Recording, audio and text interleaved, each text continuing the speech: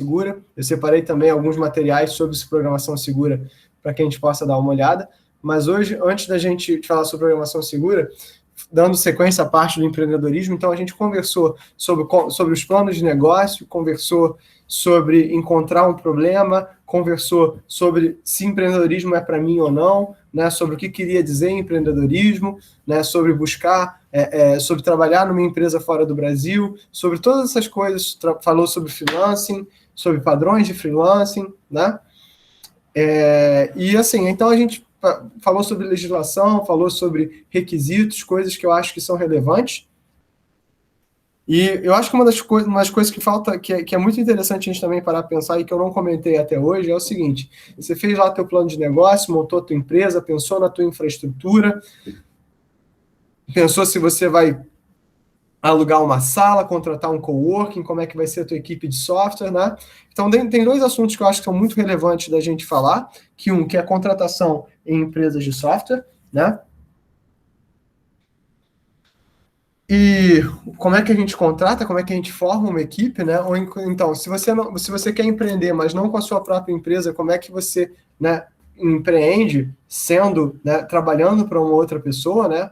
Cláudio, mas isso não tem nada. Como assim empreender trabalhando para outra pessoa? Você pode ser um empreendedor, um criador de oportunidades dentro da sua própria empresa, da empresa que você trabalha. Inclusive, é pensado que o profissional do futuro é um profissional que ele empreende dentro das empresas para quais ele trabalha. Mas por que se ele empreende para a empresa que ele trabalha, ele não empreende para ele mesmo? Por uma série de questões. O cara pode não se sentir confortável, o cara pode gostar muito da parte de empreendimento, mas ser uma pessoa que não está afim de passar pelo processo burocrático, não tem o capital inicial para investir no negócio que ela quer, então ela treina esse conceito de empreendimento na empresa que ela está, no momento que ela está. Todas essas coisas são motivos para você empreender dentro das empresas.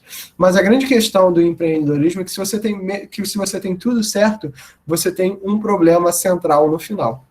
Qual vocês acham que é esse problema?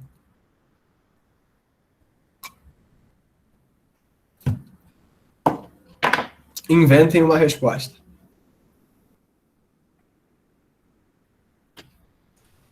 Fluxo de caixa? Fluxo de caixa? Você comentou muito isso no último aula. O fluxo de caixa é importante. Mas não é isso, não. O que gera o fluxo de caixa? Você tem um produto que as pessoas queiram. Ok. Um produto que as pessoas queiram e consumam. E quem são essas pessoas? Tá atrelado ao produto, né? Etc. Não. Esquece o produto. Quem são as pessoas que compram o seu produto? Qual é o nome delas? Consumidores, clientes. Isso, consumidores, clientes, usuários, né? Eu acho muito esquisito o fato que a gente de computação chama cliente de usuário, né? Usuário só tem agente e traficante. É bizarro isso, né? Todas as outras áreas têm cliente, ou então paciente, né? Mas a gente tem usuário, é muito esquisito. Mas a grande questão você tem que ter um cliente. Né? Então, você fez o seu plano de negócio, fez um produto que você considera atrativo, você fez um produto que é relevante, e você sabe que esse produto resolve uma dor do seu cliente, mas a grande questão, e que faz muita diferença, é como você chega no seu cliente. Como você chega naquele cara que vai querer comprar o seu produto. Que uma vez que ele conheça o seu produto, ele vai se apaixonar, vai se encantar, o seu produto é a melhor coisa desde a invenção da penicilina, eu tenho certeza absoluta, você já fez o plano de negócio, o plano super deu certo, você resolve da calvície à impotência, passando pela fome na África, como você chega no seu cliente? Como você acha um cliente? Eu já ouvi todo tipo de resposta para essa pergunta, gente, não tem uma resposta errada. É propaganda, né? Como? Que tipo de propaganda? Que propaganda que faz efeito? Depende do público, né? Se eu quero fazer para caminhoneiro, faz sentido outdoor. Se eu quero para pessoas que não sei, normais, desculpa. Pessoas que trabalham com TI, eu vou fazer direcionado. Não, essas coisas. Acho que isso depende, né? Quem dá mais, quem dá menos? Quem tá por aí?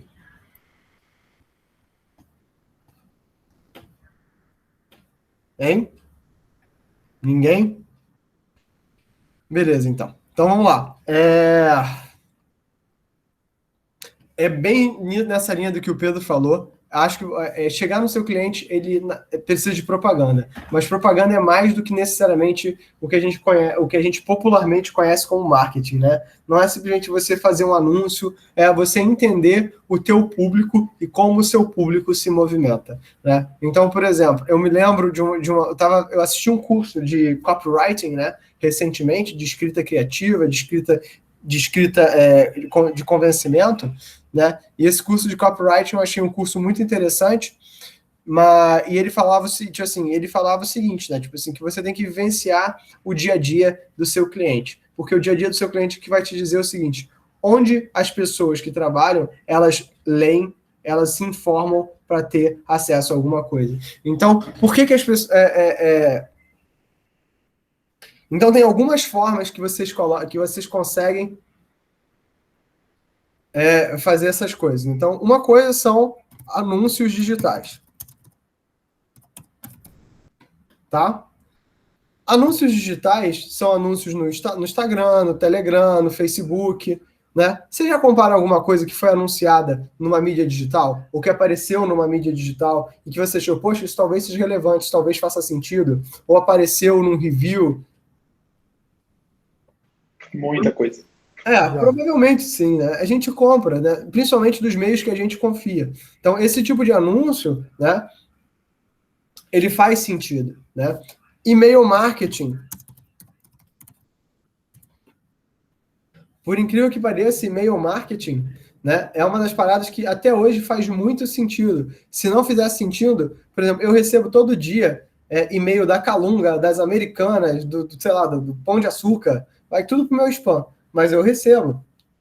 E às vezes eu abro para poder ver se tem alguma oferta, alguma coisa que eu gostaria, né, ali dentro. Né? Então, tipo assim, anúncios digitais, para vocês terem noção da importância dos anúncios digitais e do e-mail marketing, né, eu estava vendo uma live, né, de um cara falando sobre produtos digitais.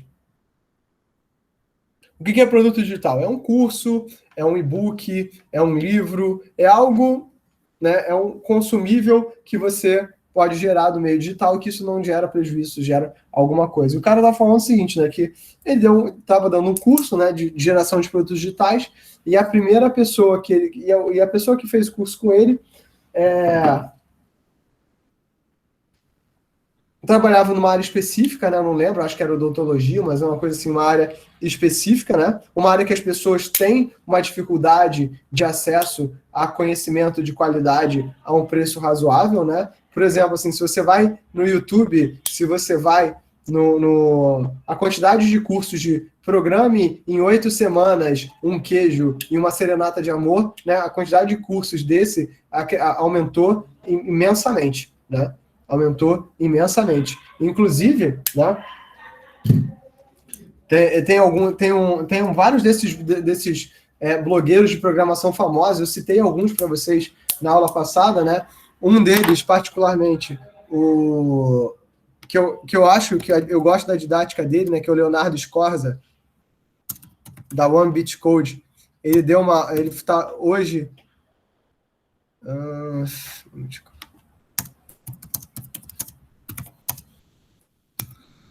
Ele deu hoje de manhã uma live, inclusive, falando sobre o Next.js, muito boa, só que foram 3 horas de live, então eu não consegui acompanhar, mas o começo estava muito interessante. Ele é um cara muito influente na comunidade do Ruby on Rails aqui no Brasil. Mas, por exemplo, imagina a gente de computação. Vocês pagariam R$300 num curso de programação? Ensinando, sei lá, tipo JavaScript, ensinando, sei lá, tipo React.js, ensinando, sei lá, Vue. Dificilmente, vocês concordam? Né? Uma parte de vocês sabe onde procurar.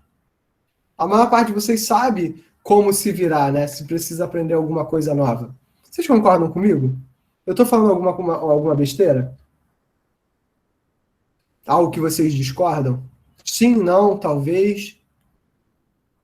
É isso mesmo? É. Vocês vão buscar um canal no YouTube, vocês vão pegar uma apostila, sei lá, de uma Alura da vida, vocês vão pegar uma apostila por aí, ver uma aula de uma outra faculdade, fazer um cursinho no Coursera gratuito, vocês vão dar o jeito de vocês. Mas tem algumas áreas em que isso não é verdade. Qualquer coisa paga, você já acha esquisito. Não, né? Depende. Vou chegar lá. Mas em algumas áreas isso é muito normal. As pessoas só dão esse conteúdo pago. Então, essa menina que falou com ele, ela começou a pagar o Google Ads e o Facebook Ads. Ela falava que gastava tipo R$ 100 por dia. E ela manteve o anúncio durante 15 dias. Fez o produto digital dela. Vendeu o produto digital dela. E o produto digital pode ser uma mentoria com você, pode ser uma videoaula, pode ser um mini curso, pode ser qualquer coisa nesse sentido. Então o cara fez esse conteúdo digital. E ela vendeu 10 cursos. Quanto vocês acham que era o produto digital que ela vendeu?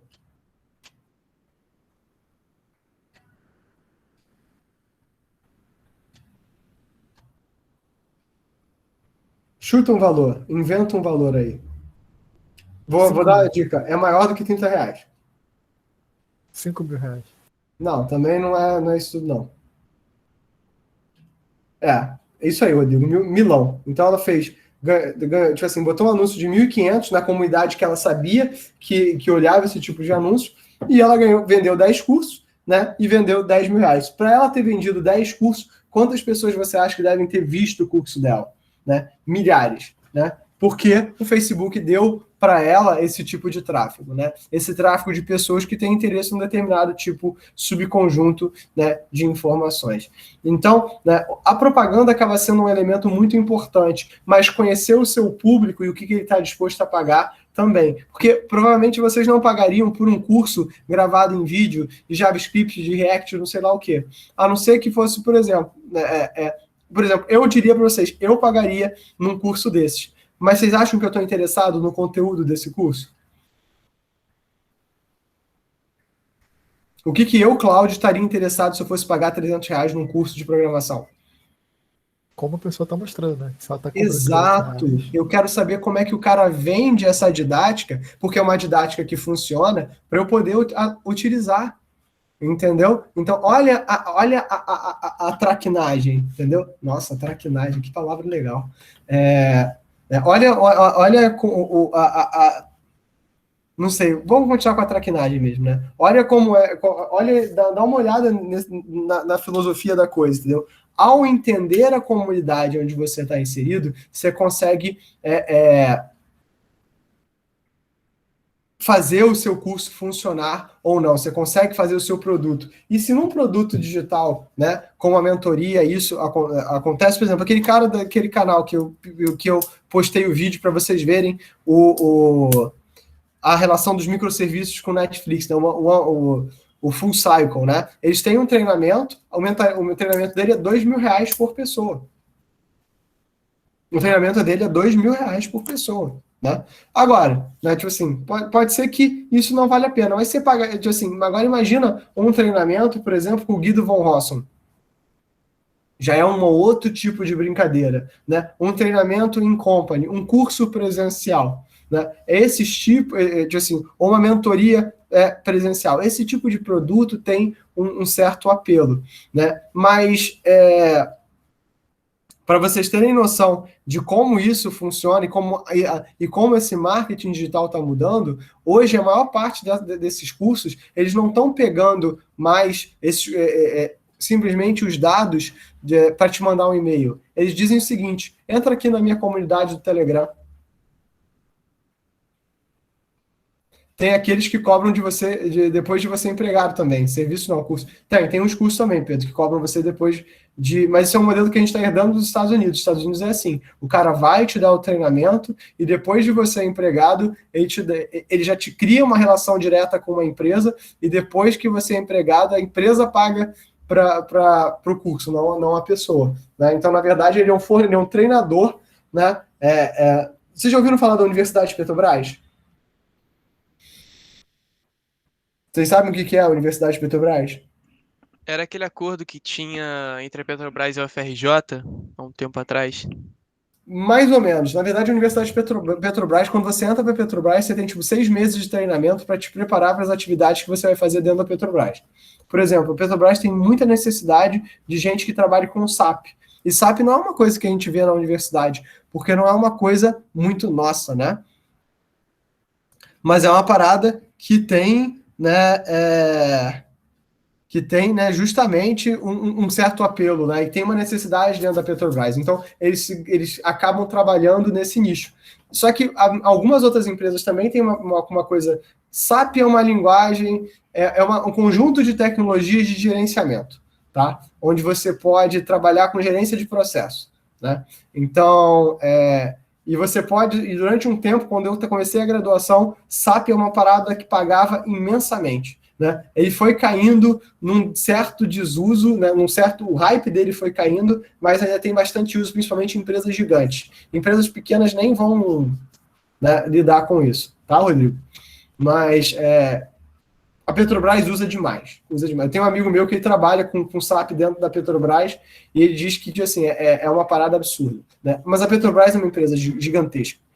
Então, assim, da mesma forma que a Petrobras tem esse modelo de treinamento, várias empresas têm, só que o que elas fazem, elas terceirizam esse trabalho para algumas empresas, e essas empresas, em geral, ensinam as pessoas a desenvolver, né, ensinam as pessoas ou a realizar algum outro tipo de atividade e empregam as pessoas. Então, a situação do ganha-ganha. A empresa que treina ganha dinheiro, a empresa que está pagando ganha um profissional nos moldes do que ela quer e o cara consegue mudar de carreira. Inclusive, eu conheci alguns caras que passaram por isso, né, e que hoje são desenvolvedores, e esses cursos ensinam muito bem. Né, esses cursos realmente alguns deles são muito bons. Eu conheço um que é que um ex-aluno da UFRJ está trabalhando nele, que é o Resília, né? O Resília o Luiz está lá, tranquilão. Né, é um cara muito bom, um cara realmente assim, totalmente diferenciado. Ele tem essa... Está trabalhando lá. Tem um que também é a Forsoft. A Forsoft também tem um modelo parecido com esse, se eu não me engano. Eu tenho um ex-aluno lá também, um garoto que fez Comp 2 comigo, né?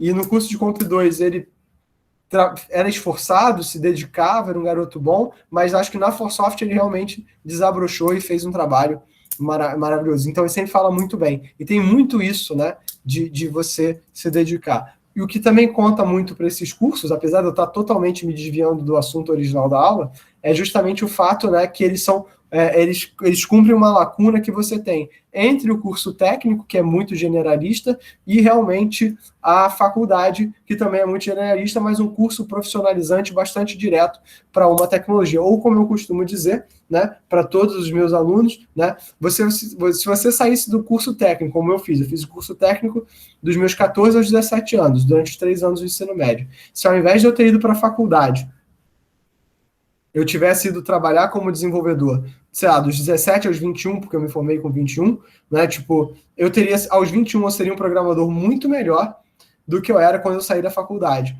Ah, Cláudio, mas você quer dizer que a faculdade não te deu nada? Não, muito pelo contrário. A faculdade me deu muitas ferramentas que eu uso até hoje para problemas muito complexos. Mas o que eu quero dizer é o seguinte: a manha, né, tipo assim, o traquejo, os truques, né, o hábito de programar, você teria muito mais se você trabalhasse diariamente programando, coisa que na faculdade vocês veem cálculo, vocês veem física, vocês veem teoria, coisas que são importantes para o trabalho que, por exemplo, eu exerço hoje. É, né? Muito importante eu entender conceitos muito complexos, que às vezes programando, gente, vocês sabem, né, a maior parte dos projetos, eles são o mesmo projeto.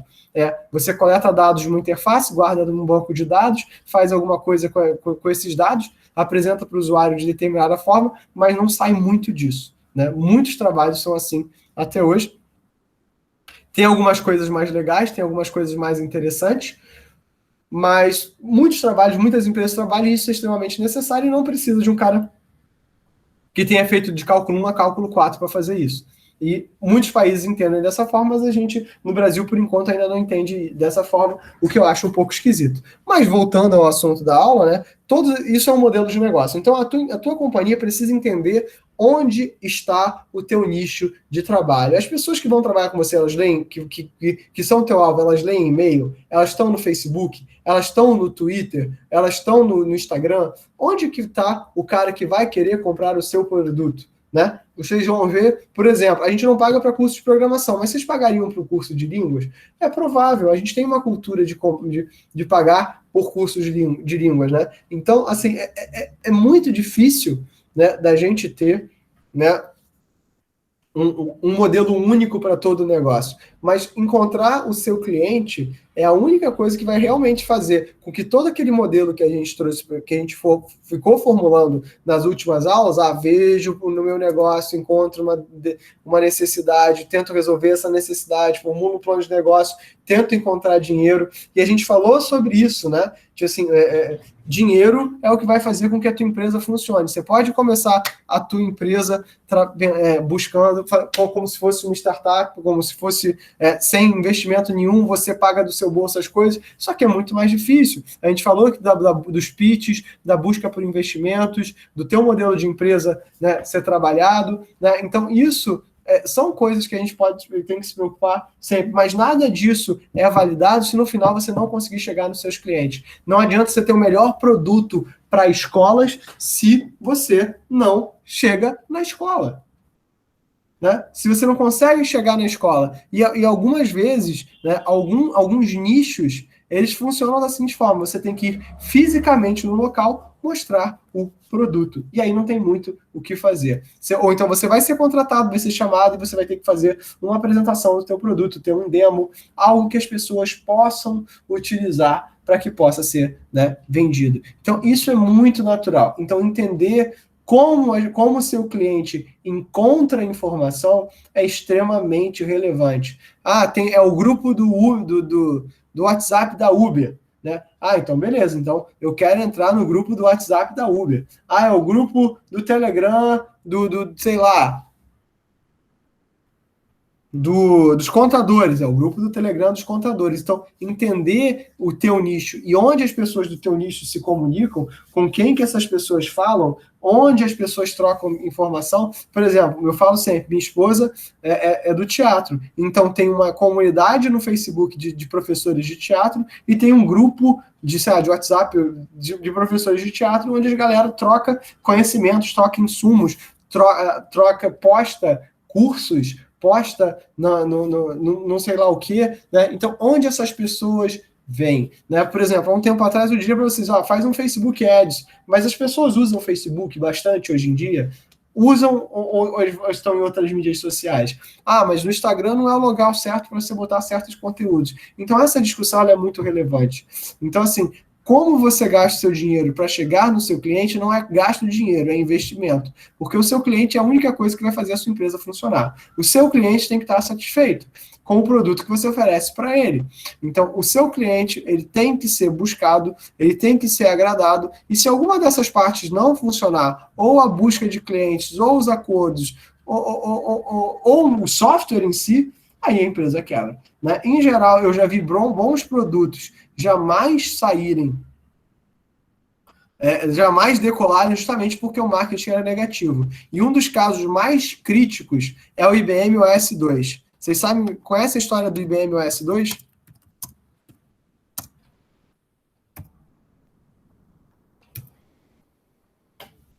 Não.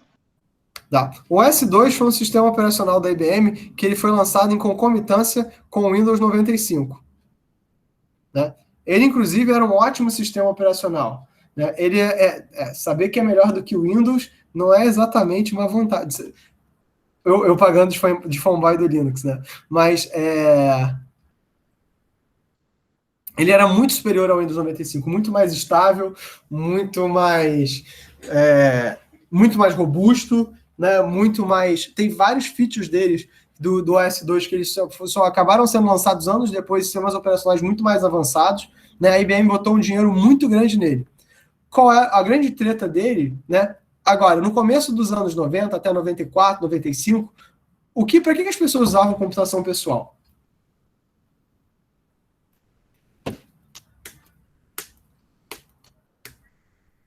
É software. Até hoje. Mas qual? Pacote Office, não sei. Software de escritório. As pessoas usavam o computador, ele era uma grande máquina de escrever que trocava em redes locais, que trocava, né, alguns poucos arquivos, era muito diferente como a gente usava. Então a gente usava software que a gente chama de software de prateleira. Você gerava um software, esse software era guardado ou num conjunto de disquete ou num CD, e era instalado no seu computador e era isso aí. E eu me lembro de uma revista que quando eu era moleque, a gente comprava na banca de jornal, eu e meu irmão, que era a PC Expert, né? E a PC Expert sempre vinha, né? Não tinha nada de expert, né? Só vendia jogo barato e a gente acabava comprando esse jogo barato, tipo, por R$ 10 na banca de jornal para jogar jogo velho. Né? Então, né, hoje, parando para pensar, era um investimento muito ruim, mas eu me diverti bastante com os jogos que vinham, né, na revista. Tá? Isso há muitos anos atrás, galera. Põe anos atrás nisso. E os softwares eram assim. Então a IBM, só que a IBM fez um sistema operacional muito avançado, mas ele tinha um problema. Que o problema dele era a retrocompatibilidade. O que é retrocompatibilidade?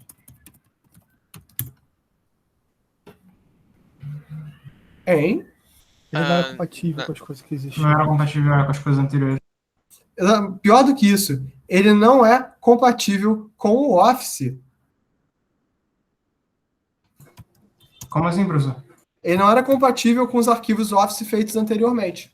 Então, tudo que imagina o seguinte, você tem uma empresa, você gerou arquivos digitais e o IBM OS2 ele não iria permitir que aqueles formatos fossem lidos pelo sistema operacional. O que aconteceu? A galera migrou. O que a Microsoft fez? E eles realmente foram visionários do ponto de vista realmente de mercado, né? Eles foram realmente visionários do ponto de vista de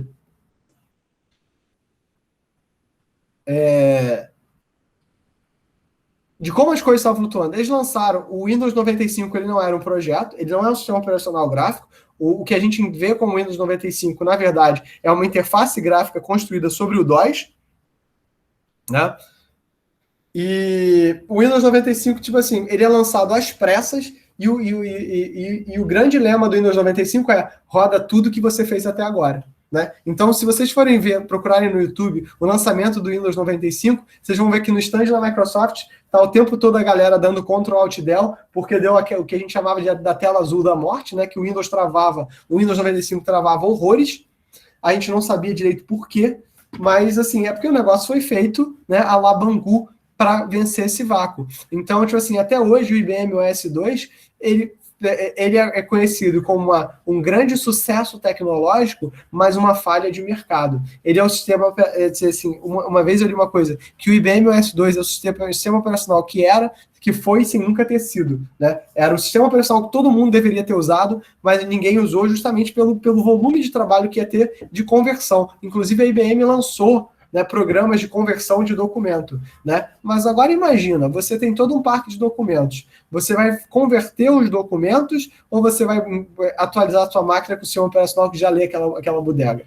A galera foi e atualizar a máquina com o sistema operacional que já leu aquela bodega. Então, a IBM não tinha entendido o mercado onde ela se encontrava. Para que a computação pessoal trabalhava? Por outro lado, se a gente pensa mais uma vez na Apple, a Apple faz isso muito bem. Né? A Apple, na semana passada, falando sobre o lançamento do iPad Pro, ela falou, o iPad Pro não é um tablet, um iPad é um iPad, um tablet é um tablet, e a gente está buscando uma experiência de usuário excelente. Eu não sei exatamente o que essa frase quer dizer, mas mostra o posicionamento da Apple entendendo o mercado do consumidor onde ela entra. Né? Então, seja você, se você vai atuar, por exemplo, Luiz Luiz Pessoa, que é aluno daqui, ele fez um software muito legal com outro aluno nosso para o pessoal da odontologia, né? E é um projeto que eles têm que o pessoal da odontologia tem uma super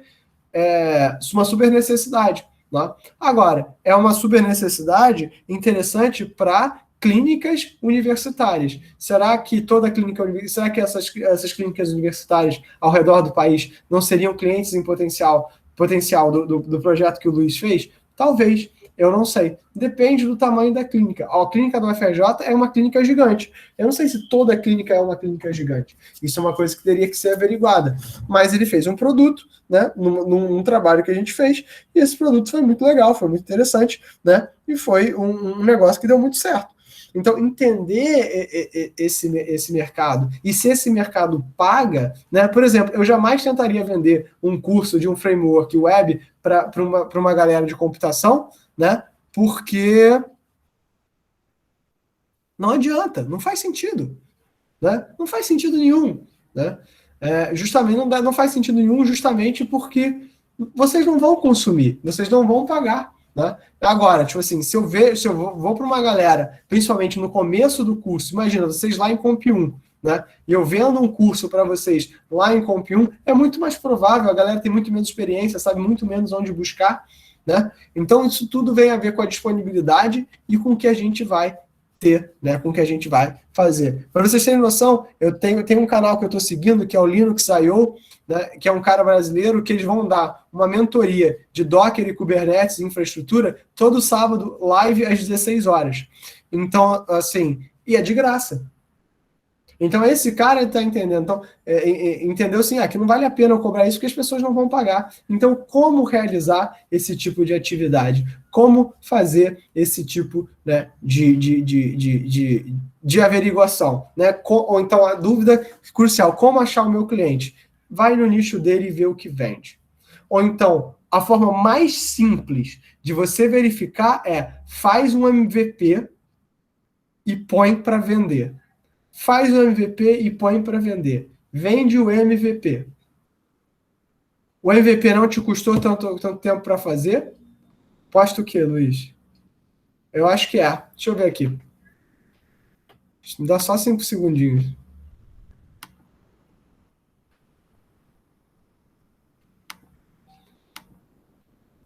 Posta aqui porque... É Linux Tips, na verdade.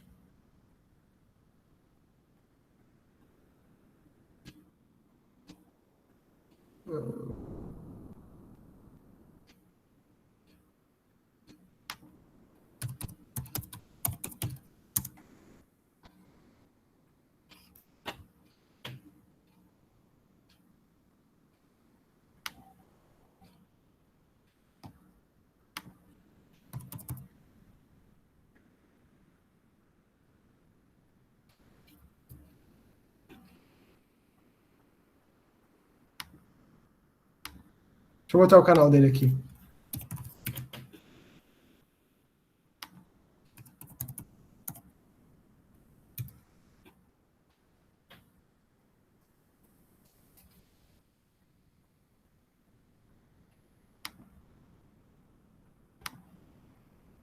Ô, mano, posso pedir um favor?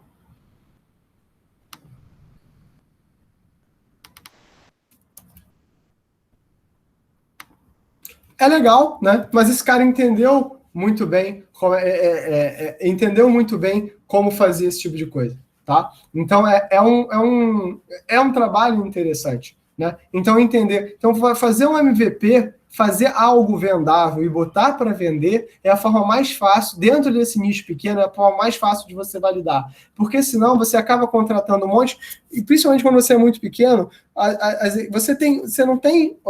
São 3 coisas que podem te validar. Né? Uma é a tua autoridade técnica. Então, por exemplo, se você pega uma mentoria com o Guido von Rossum de Python, é uma coisa. Outra coisa é fazer uma mentoria de Python com o Cláudio. Né? Quem que é o Cláudio na fila do banco? Né? Mas o Guido von Rossum é um cara bizarro. Então, ele venderia um produto. Né? Então, assim, é muito mais fácil você comprar uma solução, por exemplo, de uma equipe para vender uma solução para um hospital, se você é um médico renomado. Então, você tem uma forma de você vender a tua autoridade técnica. Né? Uma outra forma de você vender é as experiências que as pessoas têm com você. Tá? As experiências que as pessoas têm com você, ou seja, as suas experiências passadas. Quando você está começando, você não tem muito isso.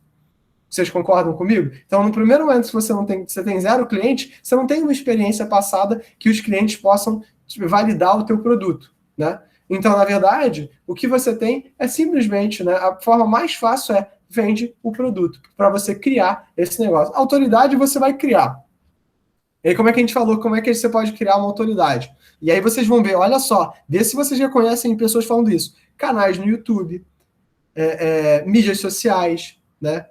Blogs, né? E aí que entra, olha só o ecossistema acontecendo. Você cria autoridade com uma mídia digital, ou seja, as pessoas acreditam que você sabe muito, só que o teu blog, o teu canal, tudo isso, você contratou um copywriter para escrever o roteiro para você, né? Fez um vídeo bacana, editou uma parada. Então, assim, essa tua autoridade, ela pode não necessariamente ser real, mas você criou uma autoridade fictícia que as pessoas compram, tá?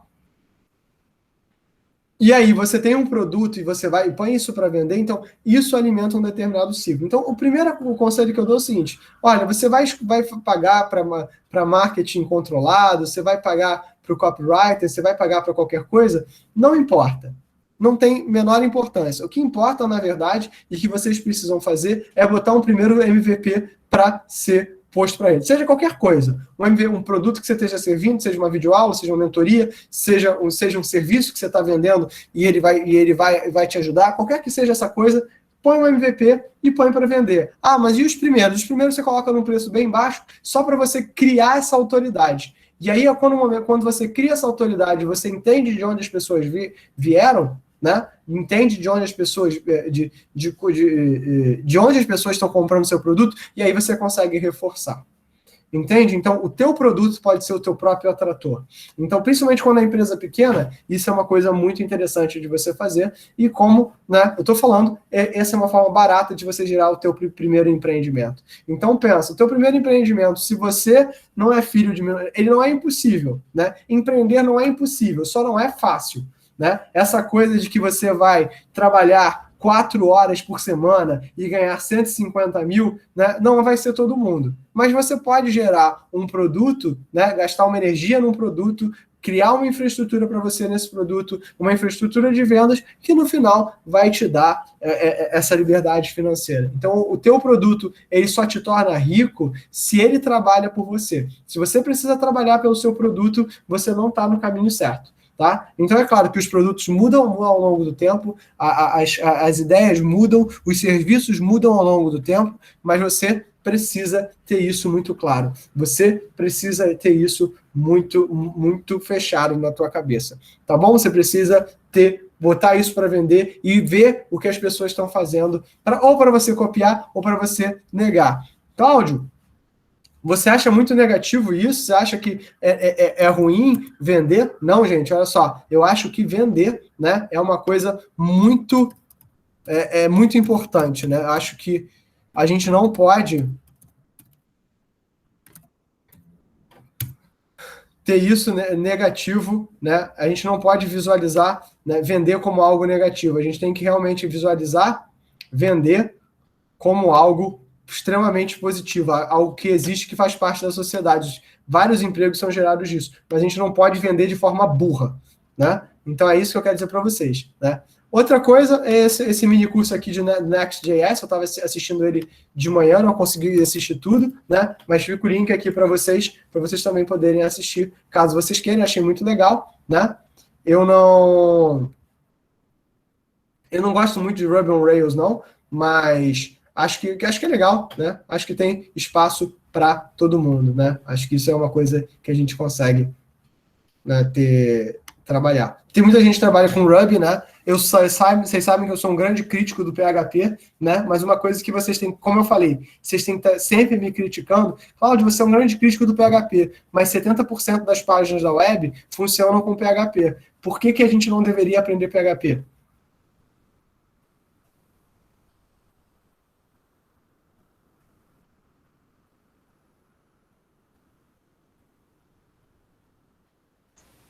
Para o futuro, né? As coisas não estão mais sendo construídas assim, né? Elas estão assim. Aí tem uma inércia, mas tem muita coisa nova surgindo. Não é isso? Mais ou menos. Eu acho assim que é uma linguagem que não aproveita o melhor de vocês, né? Apesar de ter muita coisa legal, por exemplo, Laravel é uma coisa muito legal. O PHP tem uma vantagem, né, que qualquer host bunda já consegue gerenciar PHP, mas a grande verdade é muita da coisa do PHP hoje também está sendo legada, né? Muita coisa legada, né?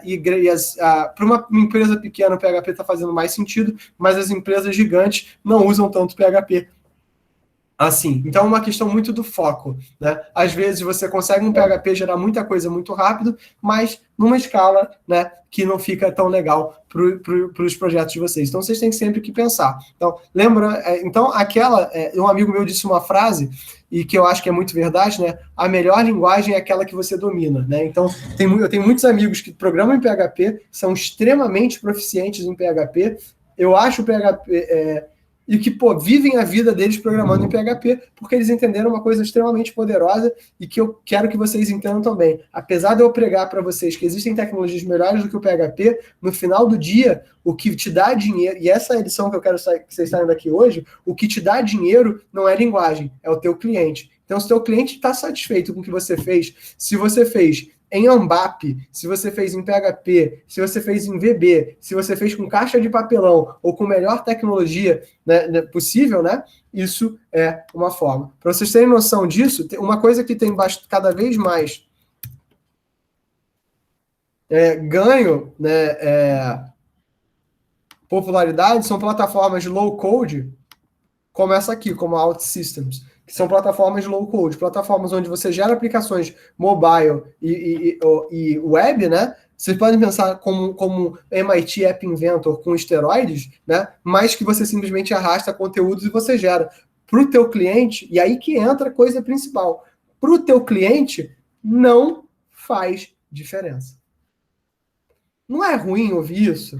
Né? Porque a gente passa tanto tempo trabalhando para ser o melhor cara técnico possível, né? Mas para o teu cliente não faz diferença a tecnologia que você acha, desde que ele esteja satisfeito. Por que a gente aprende, então, a tecnologia?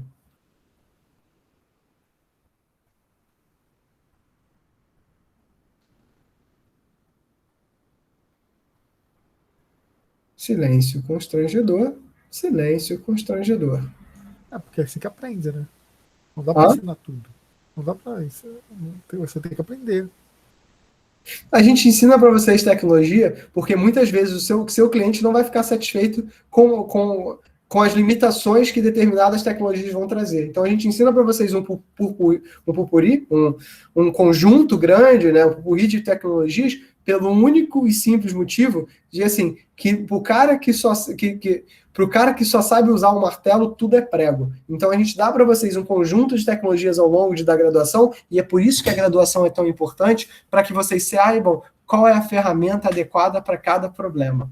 Né? Eu trabalho muito como cientista de dados, alguns de vocês são do Analítica, vocês sabem disso, acompanham os trabalhos, a pesquisa que o meu laboratório faz, né? Eu até me considero um cara até bastante multifacetado, né? Que tem bastante frente de trabalho, né? Em coisas diferentes, né? Mas eu trabalho muito com ciência de dados, e uma coisa que eu vejo muito na área de ciência de dados, por exemplo, é a galera que aprendeu soluções na faculdade e determinadas tecnologias e acaba virando fanboy da tecnologia. Então, por exemplo, fiz tudo, aprendi Python e aprendi rede neural. Vou usar Python com rede neural para tudo. Então, eu fiz estatística na faculdade, aprendi R e modelos bayesianos. Vou usar R e modelos bayesianos para tudo, né? E tem um maluco que veio, tipo assim, de um curso de engenharia bem tradicional, bem tradicionalzão, não tipo da UFRJ, que eu acho que a gente já está ficando um pouco mais descolado que isso, mas o cara aprendeu vários modelos lineares e falou, vou usar modelo linear para tudo.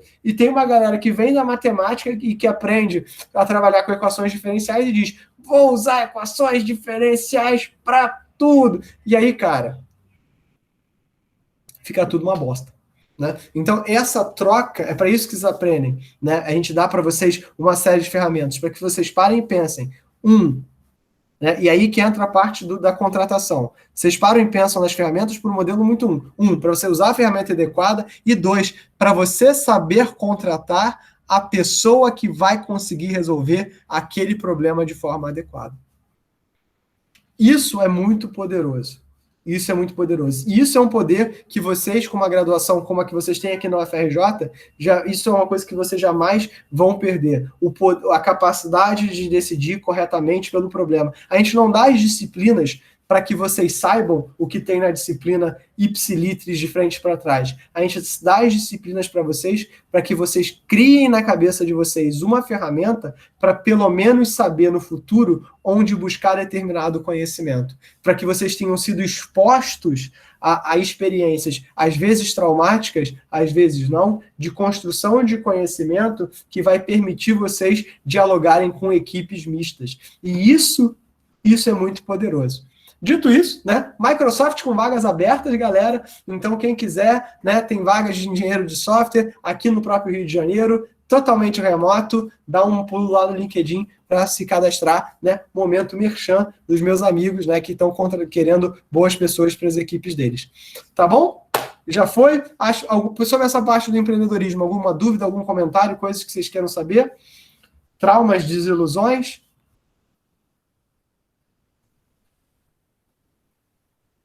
Vou considerar isso como um não. Pode falar, galera. Beleza. Então, né? Eu vou falar um pouquinho hoje sobre programação segura, tá? Que é uma das coisas que eu acho que é muito importante, né? E é uma coisa que eu tenho tentado de forma intuitiva falar com os meus alunos de computação 2, né? Para que eu não caia no erro que eu às vezes caio, né? Eu vou falar um pouquinho sobre os padrões da OASP, né? Então, a OASP vem de Open Web Application Security Project, está nessa página aqui, www.oasp.org. Deixa eu só... E é um grupo focado no estudo e melhoria da segurança das aplicações da internet, na web, com centenas de voluntários ao redor do mundo. É um projeto extremamente ativo, galera. Extremamente ativo. E o que é a segurança de aplicações web? Cláudio, isso aqui é um curso de rede? Não, mas vocês precisam entender certas coisas. É proteger o custom code, o código da aplicação web, bibliotecas, back-end e as aplicações e servidores da web. Não é segurança da infraestrutura do roteador, do cabo, da rede sem fio. É claro que isso também influencia, mas é importante saber, né, escrever código que te protege, né? Isso é muito interessante, isso é muito legal.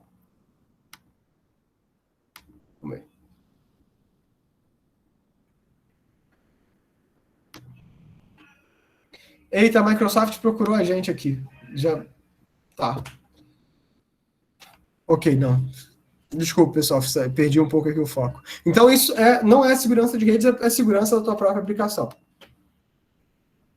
Então, a segurança de rede normalmente vai ignorar o tráfego HTTP, né? Ou seja, o tráfego que está sendo trocado vai estar preocupado com firewalls, SSL, sistemas de detecção de intrusão, hardening dos sistemas operacionais, hardening da database. Então, a tua aplicação, ela fica aqui em cima, né?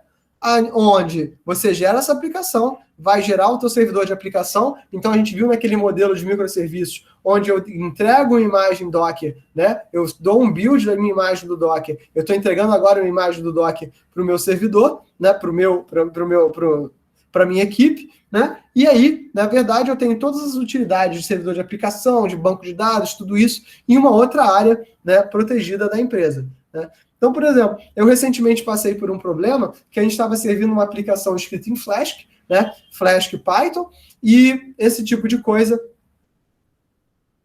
E a aplicação estava tranquila, mas o banco de dados estava numa rede externa, o banco de dados foi apagado 3 vezes. Gente, apagar o banco de dados de uma aplicação é matar essa aplicação. Imagina, né? Eu me lembro se eu não me engano, foi o GitLab, há uns anos atrás, né? Eles sofreram um ataque, ou tiveram um problema, uma coisa dessa assim, perderam os repositórios de código de um monte de gente.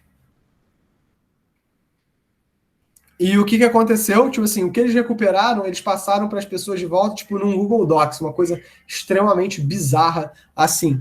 Então, eles não tinham backup, não tinham políticas de controle, foi um desastre. Eu lembro que foi um desastre. Foi logo depois do GitHub ter sido comprado pela Microsoft, que a galera estava migrando em massa do GitHub para o GitLab, porque diziam, meu Deus, a Microsoft vai fechar o GitHub. Isso não aconteceu. Eu tenho várias críticas à Microsoft, todos vocês sabem, mas isso não aconteceu. Então, na verdade, assim, não dá mais para dizer que a segurança da tua aplicação é só a segurança dessa rede, né? Então, você não consegue, né, tipo, proteger o teu servidor de um ataque que é sobre um tráfego que é legítimo, né? Então, a gente vai mostrar alguns exemplos sobre isso daqui para frente. Então, né, vamos refletir um bocadinho, né? O quão provável um ataque a uma aplicação web? Provavelmente é o mais comum, né? A gente usa as aplicações o tempo todo, né? É fácil explorar algumas coisas que a gente vai ver sem nenhuma ferramenta especial ou um conhecimento específico, né? Eu tenho baixa chance de ser detectado, entre aspas, né? Um cara bom talvez conseguisse. E eu tenho centenas de milhares de desenvolvedores, né? E por desenvolvedores, entendam, né? Pessoas que fazem código para a web, né? Não necessariamente desenvolvedores nativos ou com treinamento muito avançado, né? Ou com um treinamento adequado para pensar nos problemas de segurança, né? Mas eu tenho pouquíssimos analistas de segurança. Então, na verdade, a consequência é que essa segurança da aplicação web é tão importante quanto a segurança da rede, porque afinal é o que a gente está usando, né? Então, mas o investimento, quando eu falo em segurança, principalmente na década passada, ia para segurança de rede. Para você ter um AP bem configurado, um firewall bem definido, né, um proxy bem feito, mas isso é um problema, né? Então a OWASP gerou o que a gente chama de OWASP Top 10. Deixa eu sair daqui.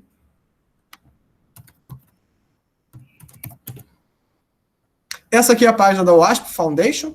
Tem vários projetos aqui. E o OWASP Top 10, ele é uma lista que é divulgada com certa frequência, tá? E se eu não me engano, anualmente, ela é atualizada. E eu peguei a lista dos últimos 10 anos. Esse aqui são os top 10 riscos à segurança da tua aplicação web hoje em dia, tá?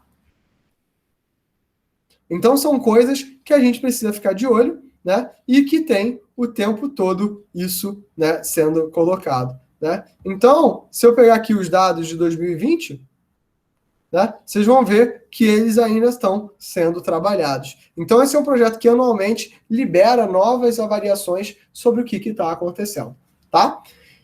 Então, vamos voltar aqui. Então, eu peguei dos últimos 10 anos, quais eram, né, os projetos, quais eram as coisas que a gente mais teria visto, né? Essa apresentação em particular, eu fiz ela num treinamento de programação segura que eu dei para o IBGE, que é uma empresa que trabalha muito sério, isso é muito interessante, né? E é uma dica de carreira. Procurem, se vocês que não quiserem empreender, quiserem trabalhar com empresas, procurem trabalhar em empresas que, né, incentivam a melhoria de vocês como profissionais, né? Tornam vocês profissionais melhores. Empresas que tornam vocês mais atrativos para outras empresas. Isso é uma coisa muito legal. A empresa que faz com que o seu funcionário cresça, em geral, ela cresce junto com o funcionário, tá? Então, nesse curso eu falei isso com C#, mas eu separei aqui alguns links que eu quero colocar lá, e eu vou colocar já aqui para vocês, né? Que são alguns links falando sobre programação segura, inclusive em JavaScript, né? Porque a gente já está por aqui nessa brincadeira.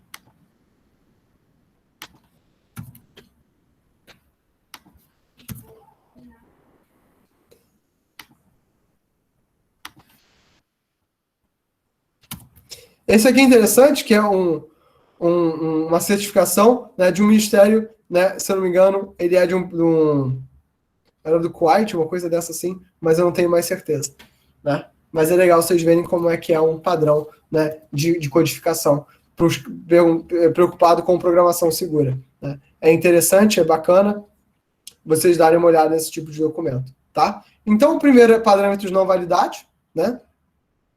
Ou seja, tentar, né, atrapalhar, né, requisições HTTP vindo dos browsers para os web apps, né, e alguns atacantes podem mudar coisas nessa requisição, né. Então, por exemplo, há uns anos atrás, a Mega Uploads até hoje mas era uma empresa que permitia que você depositasse arquivos na nuvem durante um determinado tempo, e que outra pessoa baixasse. Então, existia uma galera, claro que não eu, nem ninguém que eu conheço, né? Mas existia uma galera na web que usava isso para baixar arquivos pirata, filmes, vídeos, séries, música, né, na Mega. Então a galera manipulava a URL da Mega para pegar o seguinte, às vezes o arquivo era muito grande, estava dividido em 1, 2, 3, 4, 5. Então eles pegavam o arquivo da Mega, né, essas URLs da Mega, e atualizavam num script tipo com wget para pegar todos os arquivos de uma vez. Né? Então esse tipo de coisa, esse tipo de manipulação parece bobagem, né? Mas num determinado momento, muito tráfego foi utilizado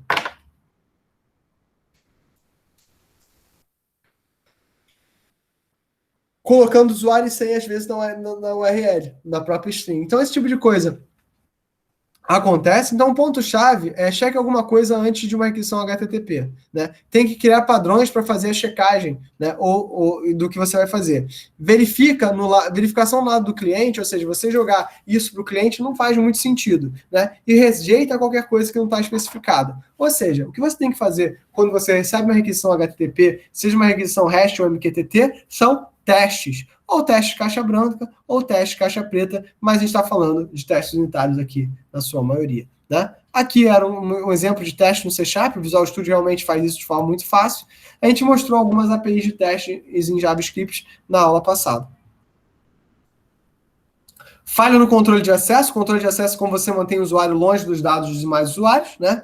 E muitos ambientes provêm muito bem a autenticação, mas não lidam bem com o controle de acesso. Cláudio, o que é o controle de acesso, então? Uma coisa é você se autenticar, você entrou no sistema. Outra coisa é você entrar no sistema e vocês hoje entram no SIGA com permissão de aluno. Imagina se por algum erro o SIGA desse para vocês a permissão de coordenação. Isso seria uma falha de segurança?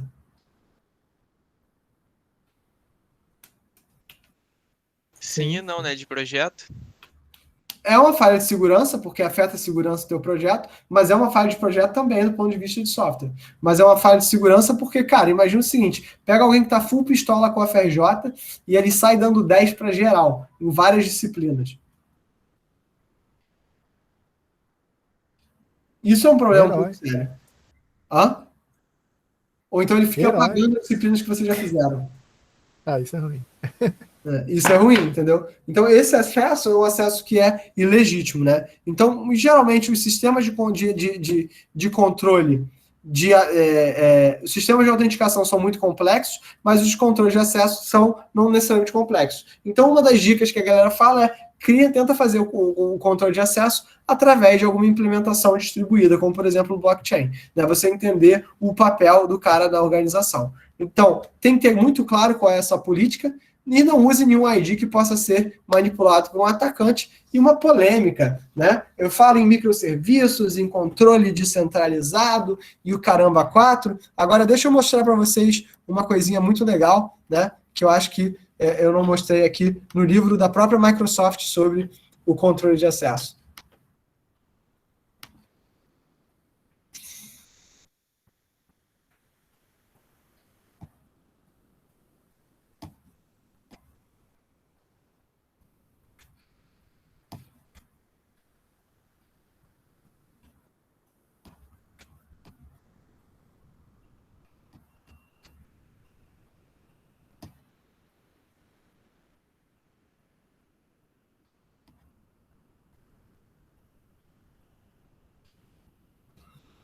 Tinha uma figura que eu mostrei para vocês.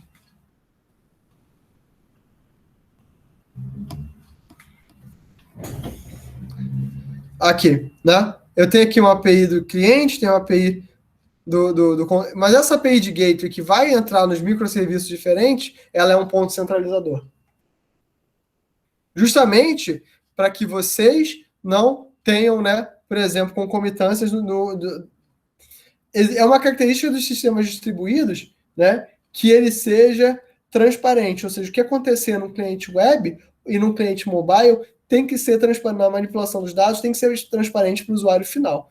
Então, se eu separo isso em elementos diferentes, nada impede de que um elemento realiza uma operação e outro não, e eu começo a escolher esse tipo de coisa. Então, essa centralização do controle de acesso, ele é um ponto-chave desse modelo de trabalho que a gente tá vendo. Inclusive, a Microsoft apoia esse tipo de coisa. Eu não sei se isso é uma vantagem ou uma desvantagem.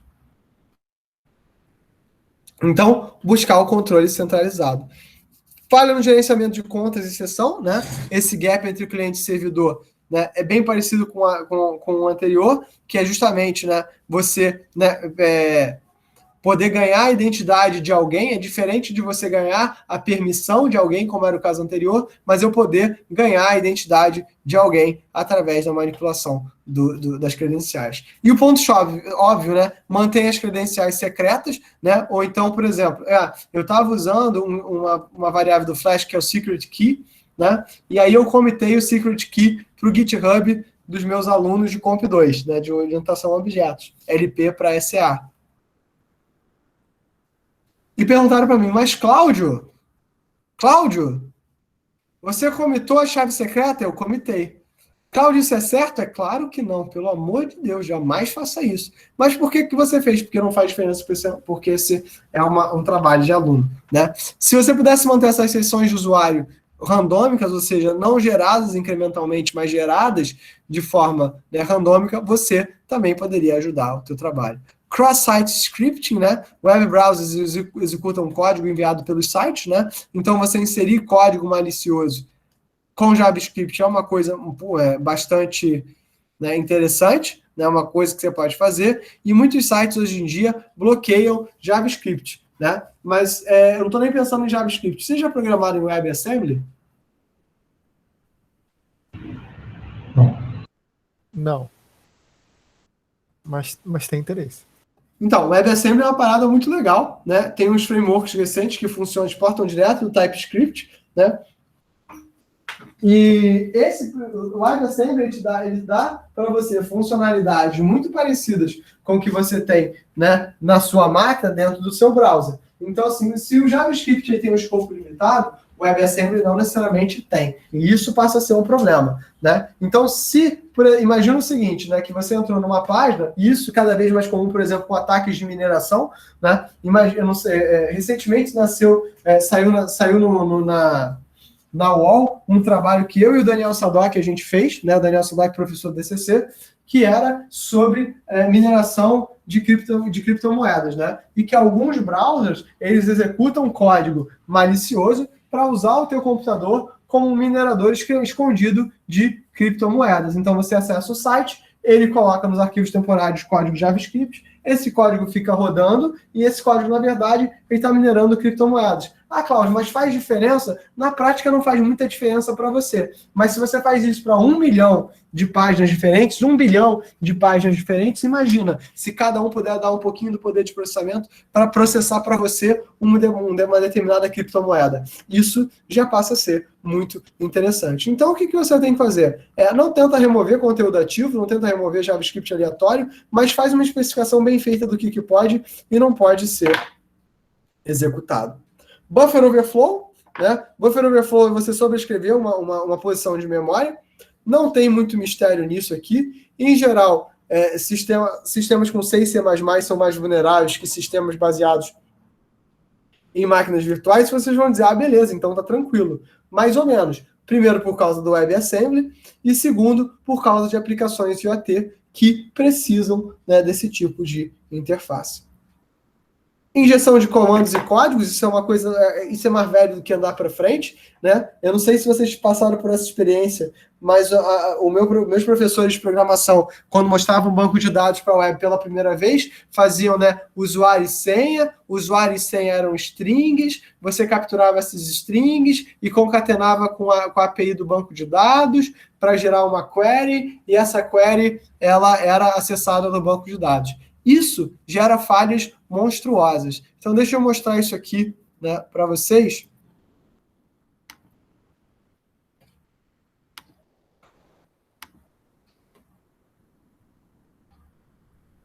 Aqui, por exemplo, vocês estão vendo? Deixa eu aumentar aqui. Isso aqui é um código Express. Eu já botei esse link aqui para vocês. Tá? Ele cria um Express, cria uma variável DB, né? Cria um router, vai pegar um e-mail com requisição e resposta e dar um DB query do select email from users, onde, né, e eu simplesmente somo esse cara aqui. A priori não tem nada errado com esse código, até que, né, essa minha query, eu coloco essa fase aqui.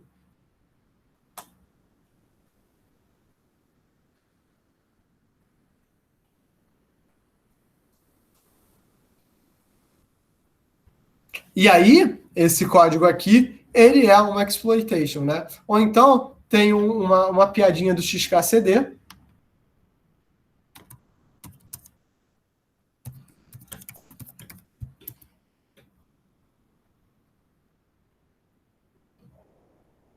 Deixa eu postar aqui para vocês.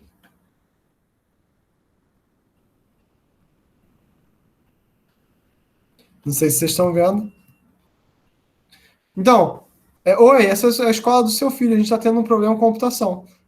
Ou ele quebrou alguma coisa? De certa forma, né? O nome do seu filho é Robert, abre aspas simples, fecha parênteses, ponto e vírgula, drop table student, ponto e vírgula, menos, menos.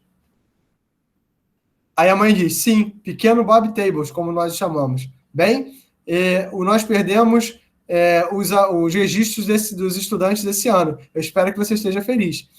Eu espero que você tenha aprendido a sanitizar as suas bases de dados. Esse é o tipo de piada que só funciona com quem fez computação, né? Porque nenhuma outra pessoa no universo, né, vai entender esse tipo de piada, e eu sou muito feliz por causa disso. Né? Mas isso aqui é um exemplo de alguma coisa que poderia acontecer. E, na verdade, no curso que a gente fez, né, eu tentei mostrar que ainda existiam páginas que eram exploitáveis usando, né? Faz parte, Pedro, faz parte, né? Mostrando que esse tipo de coisa é relevante, né? E consertar isso aqui é muito fácil. Né? Então, o que eu estou querendo dizer é o seguinte, mitigar essas coisas quando você programa é muito fácil. Então, aqui, olha um exemplo de como a gente poderia, né, trabalhar essa questão. Né? Você teria aqui, né, você testaria a tua API, né, de forma, né, a não permitir que qualquer coisa entrasse dentro da tua query. Essa é uma implementação que vai ser muito mais razoável para você trabalhar. Você ainda vai precisar pegar os parâmetros, você ainda vai precisar montar a tua query da mão. Não, Pedro, faz sentido, tudo bem, eu entendo. Assim, a gente de computação tem as nossas próprias piadas, né? Com certeza eles de medicina têm as próprias piadas bizarras que a gente jamais entenderia, né? Então, isso aqui é um exemplo, né, de código que a gente consegue, né, resolver, que a gente consegue modificar. Esse é um exemplo do ataque do SQL. Só que esses injections, eles não são só de SQL, né? Eles são de qualquer coisa, né? Bugs, né? Lidar com bugs o tempo todo, né? Como é que a gente corrige bugs? Em geral, a gente corrige bugs assim, surgiu um bug e alguém corrige, né? A gente tem uma documentação dos bugs, algumas empresas têm e até bastante bacana. A maior parte das empresas não tem isso, tá? Não vai ter esse tipo de coisa. Então, o que a gente precisa evitar? Se já foram numa página que deu um erro, que você mexeu na página e a página revelou informações sobre o banco de dados, ou sobre o servidor que estava atrás, ou então sobre... principalmente isso era muito, muito comum quando você usava o Apache Tomcat, né? Você fazia alguma coisa errada e aí o Apache Tomcat dava todas as informações do universo na cara do cliente, que se o cliente não é um cara de computação, isso não é um problema, mas se o cliente é um cara de computação, isso pode ser um problema. Inclusive, durante muitos desses treinamentos de segurança, eu tentava criar falhas de autenticação usando SQL Injection justamente para poder tirar informações do banco de dados. Em geral, se você gerava uma query muito ruim, ou uma query, por exemplo, né, com ponto e vírgula na autenticação, você poderia, tipo assim, o que você poderia ter é uma exception jogada na sua cara que mostrava o banco. Então, esses são tipos de coisa que você tem que ter. Então, faça com que as telas de erro não apresentem informações do sistema, ou seja, defina target decente. Desenvolva seu próprio esquema de correção de erros. Saiba exatamente o que pode entrar e sair do seu sistema. E configure seu servidor para ele expor o mínimo de informação possível, única e exclusivamente o solicitado. Cláudio, mas que paranoia, ninguém nunca fará mal comigo, até que faz. até que faz. E aí esse é um problema.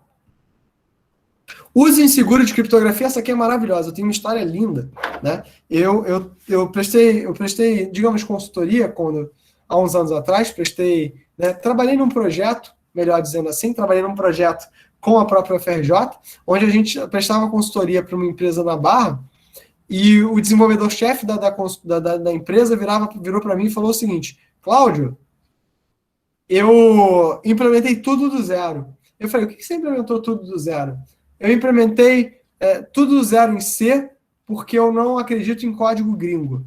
Eu falei, beleza, mas o que é implementar tudo do zero em C? Eu reimplementei a biblioteca de sockets, porque eu achava que não gostava da implementação, eu reimplementei os sockets, eu faço a minha comunicação direta na mão, o meu software fala só com o meu software, né? Meu protocolo funciona com o meu próprio protocolo, e eu fiz meus próprios esquemas de criptografia. Exato, Pedro, você leu a minha mente. Eu falei, tipo assim, meu Deus, para quê? No caso, ele precisava realmente programar em C, porque era um sistema que tinha muita necessidade. Cara, o cara era muito bom. O cara era absurdo. Ele realmente, assim, ele era um filhote de chocadeira. Era um filhote de chocadeira com psicopatia, mas era um filhote de chocadeira. Ele realmente era fora de série. Né? Ele desenvolveu o próprio protocolo de VoIP, entendeu? Ele estendeu o IRC para o IRC ser não só chat, mas ser voz e vídeo. Foi brilhante. Então, o cara era brilhante. Realmente o cara era muito bom. Mas, né, tipo, bizarro, né, cara? Assim, não é o que você acorda. Cláudio, o que você vai fazer hoje? Acho que hoje eu vou reimplementar o socket no meu sistema operacional. Né? Isso não vai rolar. Né? Isso nem passa na minha cabeça. Mas o cara fez um trabalho inteligente. Mas o uso inseguro de criptografia, ele é muito simples, né? Sistemas de criptografia, eles já são testados há décadas, né? Então, você achar que você vai inventar um sistema de criptografia em 15 minutos e que ele vai ser melhor do que o AES, né? É muito complicado de você dizer isso, né? Então, assim, a grande recomendação que eu faço é não invente algoritmos. Use a biblioteca padrão do seu sistema operacional. Ou se você não da sua linguagem de programação. Ou se você não confia nela, usa um módulo externo. Isso é muito importante. Não inventa moda. Não tem porquê. Você não vai ganhar nada se você inventar moda. Né? Faz o melhor trabalho possível, mas não inventa moda. Tá? O que vocês não vão fazer? Inventar moda com sistemas de criptografia. Vocês vão usar sistemas de criptografia bastante tradicionais. Tá? Administração remota de falhas, né? Algumas páginas permitem que os administradores acessem remotamente a página para tomar decisões ou para manipular eventos, né? E a minha dica para vocês é: não usa esse Paranauê. Cara, esse negócio do Tempo OS, ele é meio, tem várias histórias bizarras, várias lendas urbanas. É bizarro mesmo. O cara falou que ele gerou esse sistema operacional de uma visão que ele teve de Deus, né? Aí realmente, galerinha, fica complicado para mim, né? Eu só quero, né, acessar meu e-mail. Eu não quero nada demais. Então, assim, limita o escopo todo da administração remota, né? E considere não tem escolha. Considere o uso de smart cards ou tokens para você fazer a administração remota. E o mais importante de tudo, se você precisa fazer a administração remota, eu quero um sistema de logs muito bem escrito. Eu quero saber como e por que essa administração precisa ser feita. Né? E a última, né, é a má configuração de aplicações e servidores web. Toda aplicação possui opções de segurança que podem expor falhas, né? Contas e senhas padrão. Eu já perdi, né, tipo... eu já perdi, tipo assim, a conta de quantas contas e e-mails são gerados em instituições públicas federais que ainda usam a conta e senha padrão com as quais elas foram geradas. Bibliotecas desnecessárias, backups extras, aplicações de exemplo, né? olho bibliotecas necessárias, eu só consigo ouvir Node.js e a pasta deles de bibliotecas, né, gigante, mensagens de erros que vão informar quais os padrões, SSL mal configurado, serviços administrativos não utilizados e aplique patches. Então, um dos grandes trabalhos que eu faço com o Sadoc, né, são esquemas de aplicação de patches dinamicamente. Então, você tem um robô, esse robô fica sempre verificando o CVE ou base de exploit para aplicar patch no meu sistema operacional e no meu código em tempo real. Use ferramentas de scanning, ou seja, se você não consegue pagar para uma equipe para fazer um teste de penetração, faça uso de ferramentas de scanning automatizados. Peça para alguém fazer o hardening dos seus servidores. Ou seja, onde a tua aplicação roda é quase tão importante quanto a tua própria aplicação, né? Então, como eu me torno seguro? Duas fases. Ou você treina os caras para pensar em programação segura, que é o que eu estou tentando fazer com os alunos já em Comp 2, pensar programação segura, né?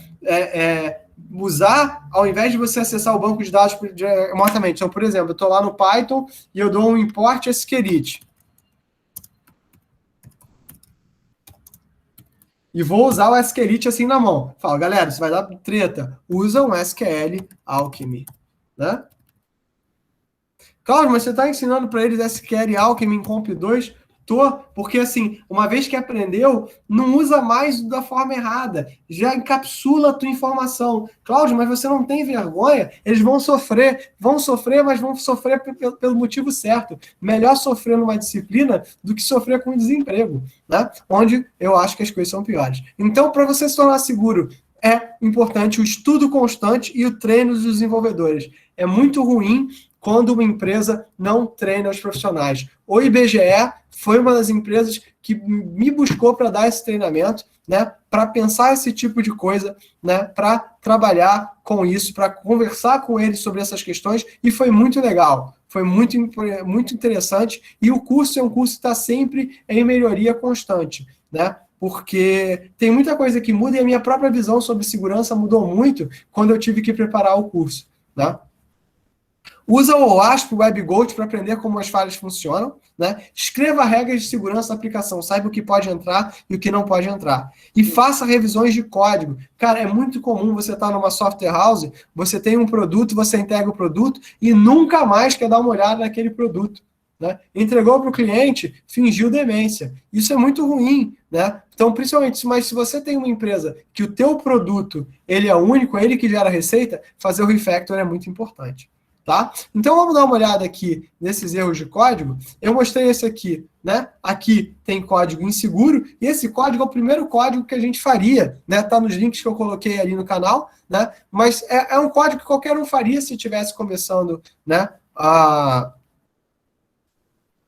programar, né? Mas ele não funciona. Esse aqui seria uma implementação correta, onde eu isolo os parâmetros, né? Eu tento validar o meu parâmetro para poder trabalhar, né? Trabalhar com cookies, né? Expor os meus cookies, né? Aqui eu vou sempre, né, poder criar um cookie na mão como se fosse um objeto e botar isso aqui. Então, o cookie tem muitas informações, não só sobre o que você faz, mas sobre a sua plataforma, né? Então, né, tentar impedir esse uso de cookies, ou tentar impedir que esses cookies fiquem expostos, é muito importante, né? Então, evite botar isso para jogo, né? Cross-site scripting, né? Filtra o que pode entrar e o que pode sair, como vai ser executado o código que tem na tua implementação. XSS está cada vez mais voltando a ser um problema. E era um problema que a gente já tinha mitigado, né? Então, procura criar um filtro de XSS. Aqui tem uma biblioteca que é o XSS Filter, que ela já está pronta. Usa, é só usar mais uma linha. Ah, Cláudio, mas o meu programa ficará ruim. O meu programa vai ficar cada vez mais gordo.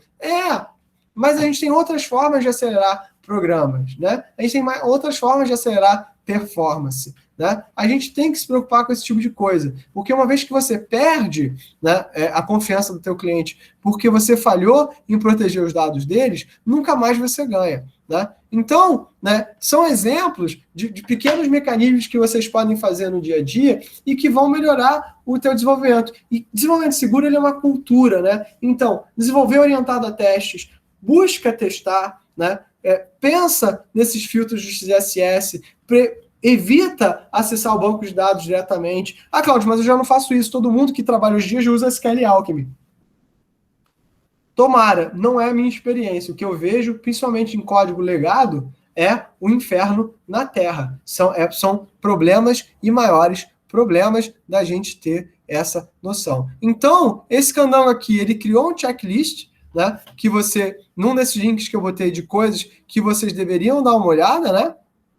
E essa ferramenta aqui que eu estou falando, ela é um guia, né, para você escrever, né, código JavaScript seguro. Então, é bem legal esse check marks aqui, ele tenta marcar no teu código JavaScript coisas para você, né, modificar de forma a trabalhar com o código seguro. Então, é bem legal vocês darem uma lida nisso aqui, né? Esse Secure Code Practice, esse Quick Reference Guide também ele é muito interessante, né? Então, vou deixar esse link aqui também para vocês.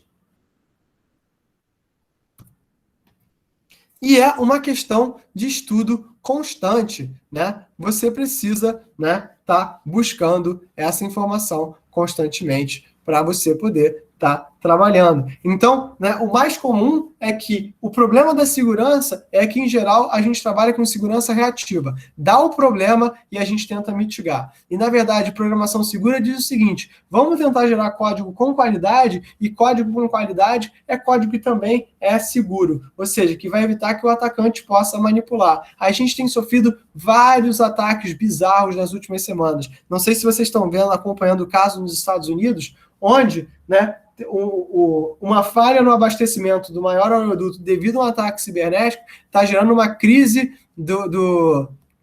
de combustível nos Estados Unidos, com a galera entrando no desespero e a alta do preço de combustíveis, que tradicionalmente no mercado norte-americano é muito barato.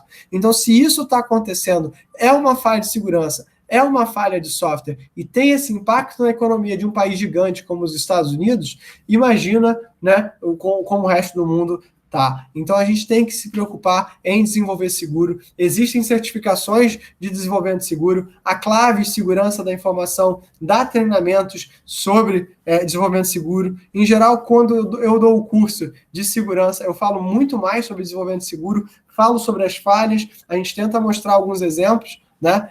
Segurança é um curso que aos pouquinhos ele está melhorando a cada vez que eu dou o curso, mas ainda tem muito mais coisas que eu gostaria de fazer, tá? Com as pessoas. E,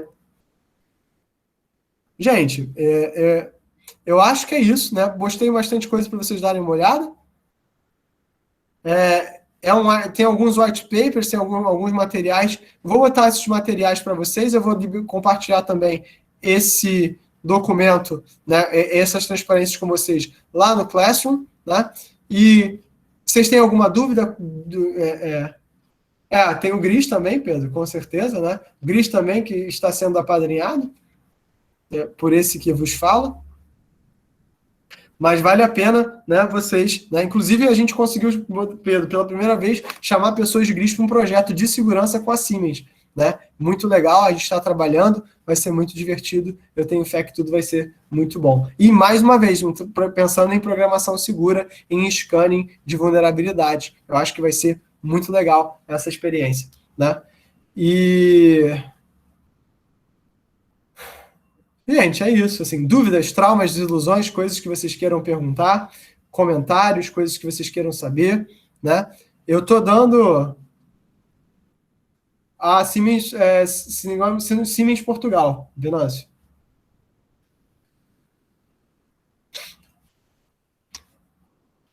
Ou é Siemens, uma das Siemens dos Estados Unidos. Não é a Siemens Brasil, não, infelizmente. Né? Mas gostaria, seria legal. Né? Se alguém quiser me chamar, estamos aí, né, para o trabalho. Né? Cara, segurança de pacotes NPM, eu tinha visto uma reportagem há um tempo atrás que 40% dos pacotes NPM tinham sido, né, seriam considerados inseguros de alguma forma.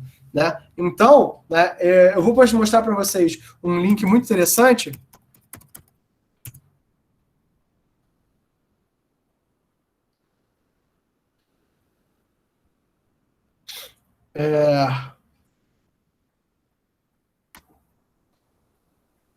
Que é da sneak.io.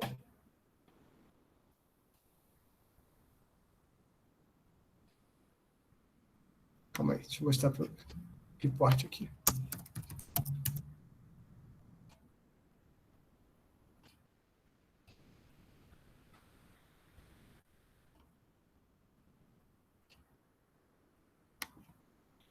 Que é o NPM Audit, tá?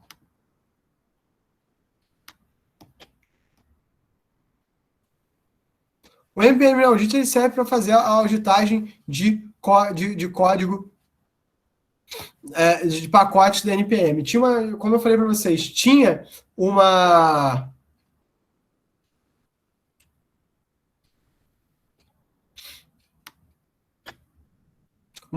teve um estudo recente que mostrava que 40% dos pacotes NPM eles teriam vulnerabilidade, né? É claro que isso é muito mais provável nos pacotes pequenos do que nos pacotes gigantes, né? Mas é um processo que deixou as pessoas muito assustadas. Então, se começaram a surgir soluções como o NPM Audit, né? E a própria comunidade Node.js criou uma política de reporte de malware muito mais significativa, onde a gente para que consiga mitigar isso de forma mais rápida. Então, né, é muito complicado justamente por causa da descentralização do processo e pela não verificação dos pacotes que entram na base do NPM. Né? Não é verificado ostensivamente como, por exemplo, seria a loja da Apple. E se você pensa nisso, mesmo a loja da Apple tem muitos problemas de segurança. Né? Então, a questão é o volume de código que a gente gera hoje em dia versus o fato da gente não programar de forma segura versus o fato de que as pessoas têm código malicioso. Para vocês terem noção do tamanho do problema, recentemente uma faculdade americana, se eu não me engano a faculdade de Illinois, ela foi expulsa de contribuir para o kernel do Linux, porque na verdade os pesquisadores de segurança da universidade estavam inserindo código inseguro de propósito no kernel do Linux para poder, né, gerar... Universidade de Michigan, professor. Foi Michigan? Foi Michigan, pro paper, Michigan, né? Michigan é pior ainda. Mas eles queriam justamente para verificar, né, a falha de segurança e poder alimentar o próprio paper. Né, Rodrigo, é um baita de uma sacanagem. Né? Uma coisa é você informar isso para a galera, mas o experimento deles era justamente não informar. Né? Mas aí o pessoal do kernel Linux, quando descobriu, né, porque a galera descobriu pela revisão de código, e isso mostra, é um ponto a favor do código aberto, ficou putaço das ideias, né? Desculpa o termo, né? E aí, cara, expulsaram os malucos da contribuição do kernel. E aí eu não consigo nem ficar com raiva dos caras. É porque eu entendo a situação como um todo. Eu entendo o lado da galera de Michigan, mas eu acho que é muita brincanagem, né? E entendo o pessoal do kernel. Imagina, você trabalha de forma voluntária, num projeto que é gigante, num projeto que é complexo, e vem alguém e começa a cagar o projeto para ter um paper a mais, eu também ia ficar muito chateado. Então, na verdade, a mesma coisa está acontecendo, então surgiu uma política, né, da comunidade Node.js de reporte de malwares e surgiram um pacote como esse NPM Audit para você poder auditar termos do código e, né, esse projeto que eu mostrei para vocês, que é o Checkmarks, né, para vocês poderem, né, verificar código, né, malicioso na sua aplicação. Então, isso são coisas que a gente tem que verificar com bastante cuidado, né, e evitar usar pacotes estranhos ou pacotes não verificados. Né? E, mais uma vez, você programar dentro de containers também é uma coisa que é um pouco melhor, porque você evita, né, pode ser que você estrague o container, pode ser que você estrague a sua aplicação, mas você evita que o problema venha para a sua máquina, porque o container encapsula. Né? E aí eu mostrei para vocês o sistema operacional que o Snowden usa, que é o Cubes OS, né? Eu não sei se foi para vocês ou para outra turma, né? Mas o Cubes OS é um sistema operacional Linux, né? Que o que ele faz? Ele encapsula toda a aplicação dentro de um container. evitando, né, que você seja espionado, evitando que você tenha as suas informações. Por exemplo, se alguém atacar alguma coisa no CubeZoX, ele está atacando a aplicação específica. Ele não está atacando todos os seus dados do seu computador ou instalando um malware dentro do seu computador, mas dentro de um container. Tá? Então, esse tipo de pensamento, esse tipo de estratégia hoje em dia é que está sendo muito proposto para a gente ter, né, segurança. Né? Então, são coisas que eu falei para vocês, né? Como, por exemplo, usar a aplicação com container. Pode falar. Então, eu já tive um problema com o Docker de falha de segurança em que o Docker tinha acesso root à máquina. Isso ainda, porque isso foi em 2018, se eu não me engano. Sabe se isso ainda continua? Não continua não. Eu, pelo menos, o meu Docker não tem acesso de root à máquina, não. Porque senão, porque aí acabou, entendeu, Venâncio? Sim. Aí deu ruim. Porque aí se eu dou pro Docker na permissão de mexer, ele mexe onde ele quiser, e aí deu treta. Né? Exatamente. E era o que eu não estava entendendo na época. Que eu olhei e falei, pô, algo tão, entre aspas, né, banal, e, pô, uma falha de segurança absurda. E isso eu tava estranhando. E aí tinha até no Stack Overflow o pessoal falando sobre isso, que era falha de segurança do Docker. Mas isso foi em 2018, né? Hoje em dia, não, mas assim, cara, nada impede que essa falha continue, entendeu? Nada impede que uma falha dessas continue, né? E aí gere, né, gere problemas para que a gente possa trabalhar. Nada disso é impossível, não. Essas coisas acontecem com bastante, né, frequência, inclusive. Essas são coisas que a gente tem que estar ligado, e é justamente por isso que você tem que visitar sempre a base do CVE, porque as bases do CVE é que ela vai te deixar, vai verificar se existe, né, exploits a serem feitos, exploits a serem, né, que possam, né, tomar... que possam, exploits que possam explorar, é bem redundante, mas a ideia é essa mesmo, né? Exploits que possam atrapalhar a tua aplicação. Sim, tem razão.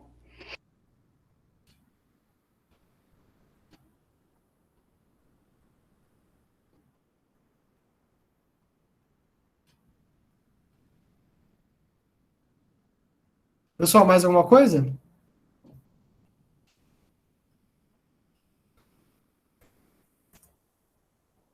Dúvidas, traumas, desilusões? Professor, me tira uma dúvida também, que eu estava ontem mexendo. O senhor recomenda que, assim, que a gente pegue, por exemplo, a aplicação mais o banco e coloque em um Docker, ou eu separo isso? A aplicação em Docker... Eu separaria e orquestraria em containers diferentes. Justamente porque se o acesso ao banco ele começa a ficar muito intenso, por exemplo, posso estar acessando um banco por aplicações diferentes, eu poder orquestrar isso. Entendi, mas, professor, mas digamos que a aplicação seja simples, assim, entre aspas, né? Usar um banco dentro de um Docker, mesmo assim você não recomenda. É bem melhor você ter do ponto de vista de segurança, sim. O José colocou aqui no chat uma coisa interessante, que o Docker também não isola completamente os containers. Ele não isola, José, porque, na verdade, o que o Docker tenta fazer, principalmente na hora de orquestrar, é fingir que ele tem um ambiente de rede. Então, eles acabam compartilhando memória assim. Mas a ideia é justamente que você gere, né, que o teu orquestrador consiga te proteger, e mesmo que eles compartilhem, essa instância não afeta o teu sistema operacional pai. Né? É o caso, por exemplo, do OpenStack, né?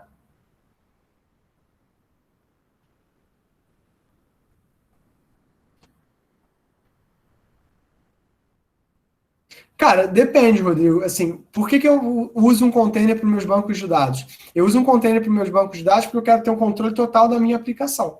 Tá? E aí eu consigo separar, e às vezes os bancos de dados podem ser utilizados por mais de uma aplicação simultaneamente. Justamente, por exemplo, se eu penso não numa aplicação única, né, mas num conjunto de soluções que compartilham informações. Né, e aí o que vai diferenciar no meu acesso ao banco é o meu escopo. Aí talvez valha a pena, né? No caso de um serviço Mongo, depende. Realmente depende de como a sua aplicação trabalha esse comportamento dos casos. A gente já tem um caso de uma aplicação usando GraphQL, e essa aplicação usando GraphQL, ele tem Não, eu não conseguiria fazer isso, entendeu? A gente alimenta com o banco, com o GraphQL, com dados não estruturados do MongoDB, e aí a gente tenta montar esse esquema na mão. Aí, nesse caso, eu realmente preciso de um container.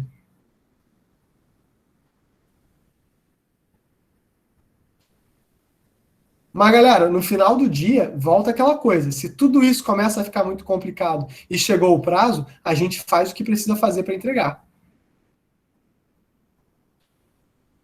Espero que vocês estejam todos cientes e concordando comigo, que no final do dia, a gente faz o que precisa fazer para entregar. Tá bom? E sem dó nenhuma. Gente, eu já fiz cada bacalho que, tipo assim, eu tenho certeza que a minha estadia no inferno vai ser corrigindo as coisas que eu fiz. Mas não me arrependo, não. Por isso que eu vou pro inferno. Professor, me tira uma dúvida aqui. Claro. Foi semana passada. Para fazer um projeto, é mais fácil fazer ele num ambiente e depois jogar tudo para um Docker, ou ir direto pelo Docker? Porque eu gero direto pelo Docker.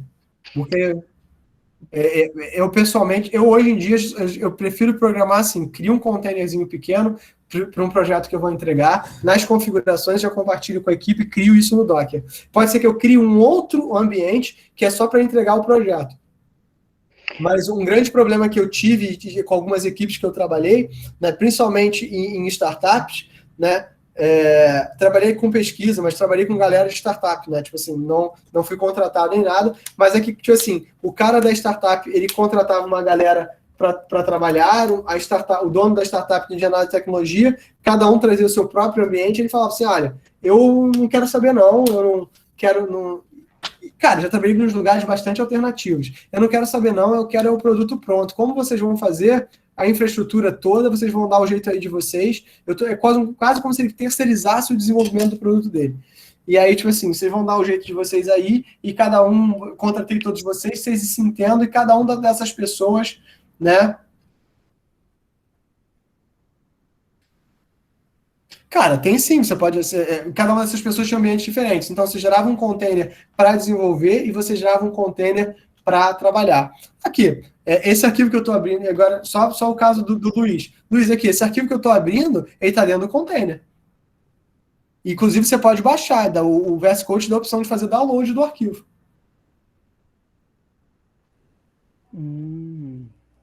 Justamente para eu não me preocupar. Então, assim, o VS Code, ele virou, assim, com esse plugin do Docker, ele virou uma ferramenta ótima de você trabalhar com o que você quiser. Agora, gera essas bodegas que eu estou fazendo aqui. Vocês estão vendo que eu estou com um projeto Python aberto, um código de JavaScript aberto, de projetos diferentes, e isso aqui isso aí é programação, isso é POC, né? Programação orientada a caos. Isso não é legal.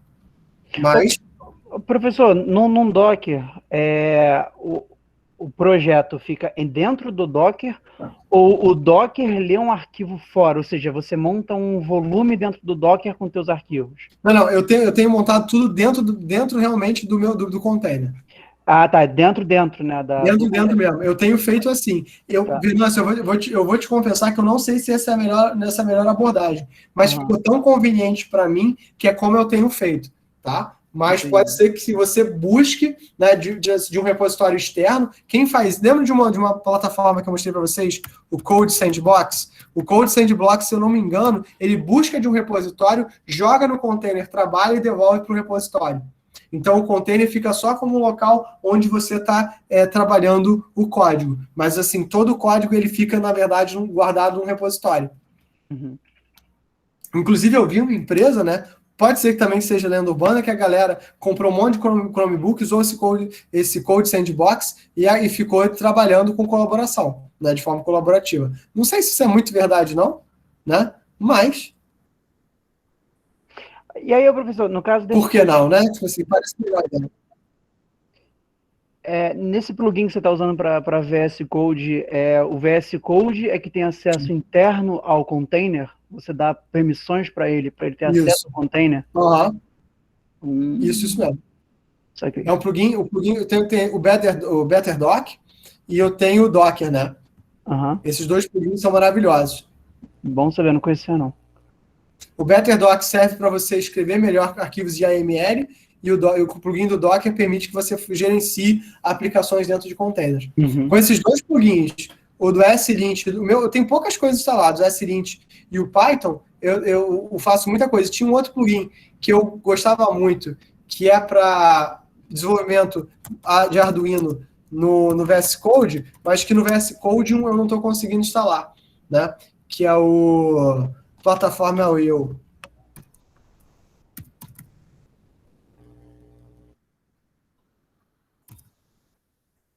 Tá vendo? Ele não acha, mas assim, você conseguiria utilizar, mas porque esse é o VS Code 1, né? No VS Code ele vai direitinho, que você conseguiria programar para Arduino dentro do VS Code, o que é bem melhor de você usar aquela ideia tosca do Arduino.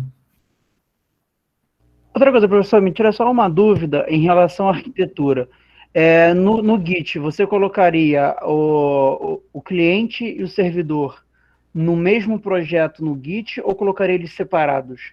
Não, pode se botar no mesmo projeto do Git, se vocês fazem parte de uma única coisa. Agora, se você está trabalhando com uma multitude de projetos, como uma PWA, uma página, e coisas diferentes, que na verdade servem a clientes diferentes, beleza. Aí eu colocaria em repositórios separados. A arquitetura do teu repositório, ele tem que refletir, mais uma vez, o que o teu cliente quer. Se o teu cliente ele quer um produto fechado, coloca os dois juntos, isso não é problema. Se o teu cliente, na verdade, quer um pupurri de soluções, aí você coloca cada uma separada, porque aí você pode trabalhar com fatias. Olha, eu vou te dar acesso a essa e essa opção, ou te dar acesso a essa e essa opção, né, justamente para facilitar a vida. Né? Por exemplo, eu estou trabalhando com uma galera da Argentina, que o cara me mandou um e-mail pedindo o seguinte: Cláudio, você fez uma aplicação? Eu falei, a gente tem uma aplicação. Ah, mas a sua aplicação só funciona para Android. Eu falei, eu não tenho um iPhone para poder testar.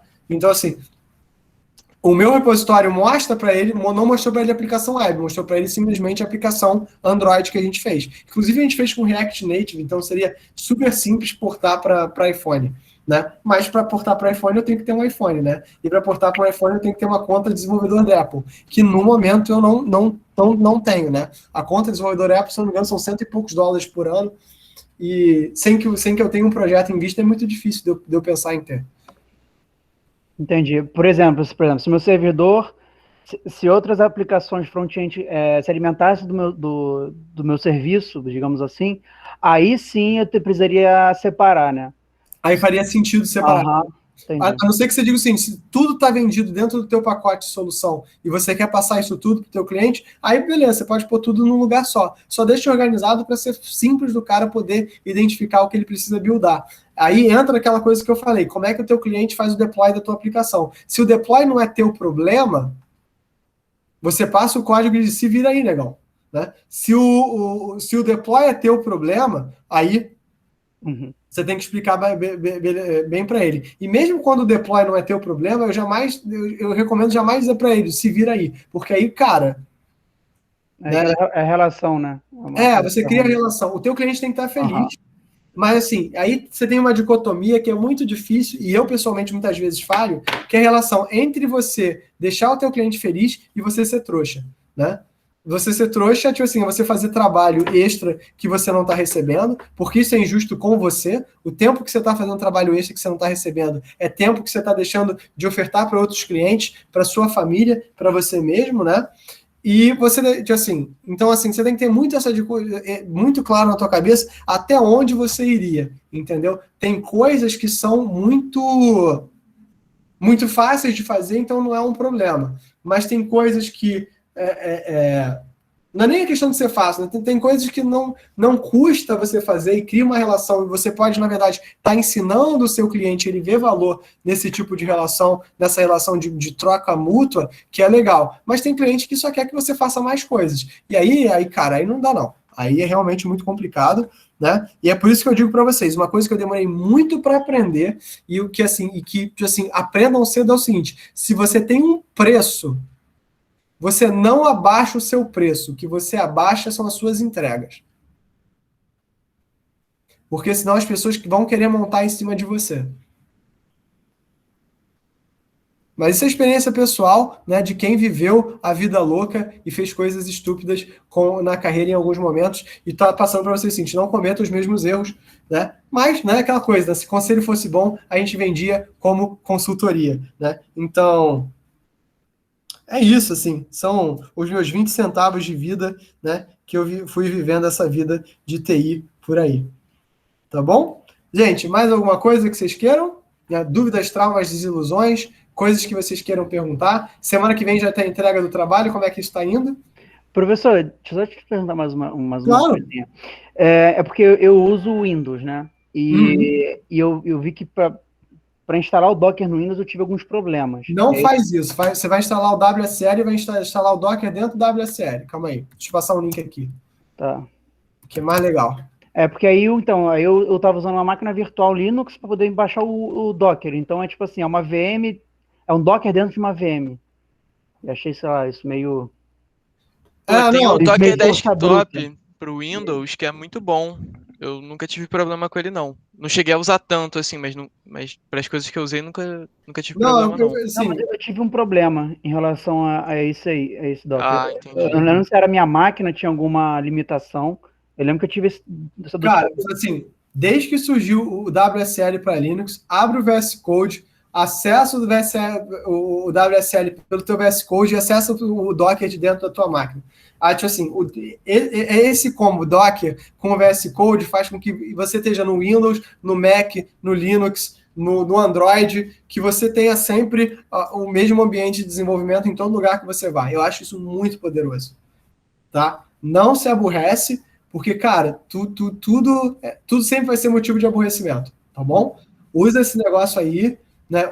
Tenta gerar acima do... Porque o que o WSL te dá é um ambiente Ubuntu dentro do teu Windows. Então roda tudo dentro do Ubuntu, aí deixa o teu Windows para as coisas, tipo, realmente de escritório, né? Tipo, browser, Office, tipo assim...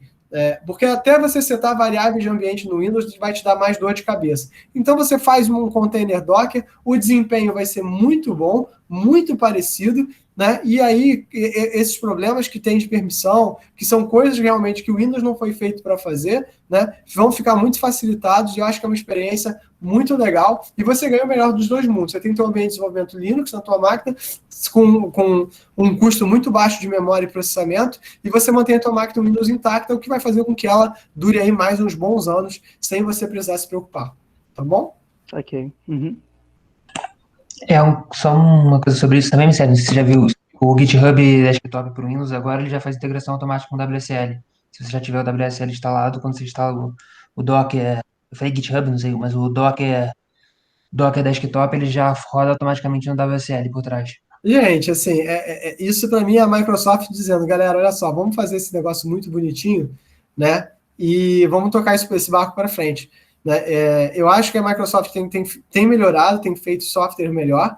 Eu não gosto muito da interface do Windows, eu reconheço, mas isso é papagaiada minha, né? Eu tenho problemas, eu acho que a filosofia do software livre é uma filosofia muito importante. Eu usei Mac durante muitos anos, achava o sistema operacional bom, mas, cara, hoje em dia, assim, a maior parte da minha vida eu tenho usado o Ubuntu. Debian é o meu sistema operacional favorito. Eu acho o Debian fantástico, acho o Ubuntu excelente sistema operacional. Acho que para a gente que desenvolve, né, essas coisas surgirem primeiro do Ubuntu facilita bastante, né? Então, assim, o WSL ser baseado no Ubuntu faz com que vocês, como turma, tenham muito, muito mais chance de vocês terem um ambiente homogêneo. Então, gente, o WSL eu acho maravilhoso. Eu realmente acho que foi um acerto da Microsoft, né? E por que essas coisas surgem? Porque a galera estava migrando, os desenvolvedores estavam migrando de sair do Windows para a galera desenvolver em Mac, né? Porque, como lá fora, o valor do Mac é tipo por volta de $1.000, isso não é tão a mais do que uma máquina Windows boa, né?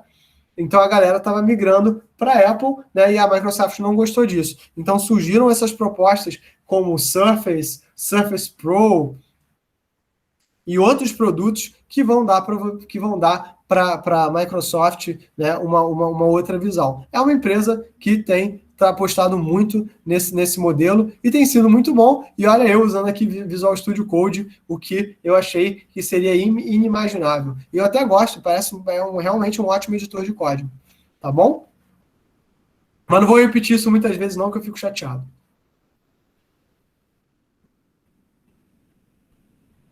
Vamos lá, pessoal. Dúvidas, traumas, desilusões? Professor, eu conseguiria instalar a imagem do Docker em outro disco?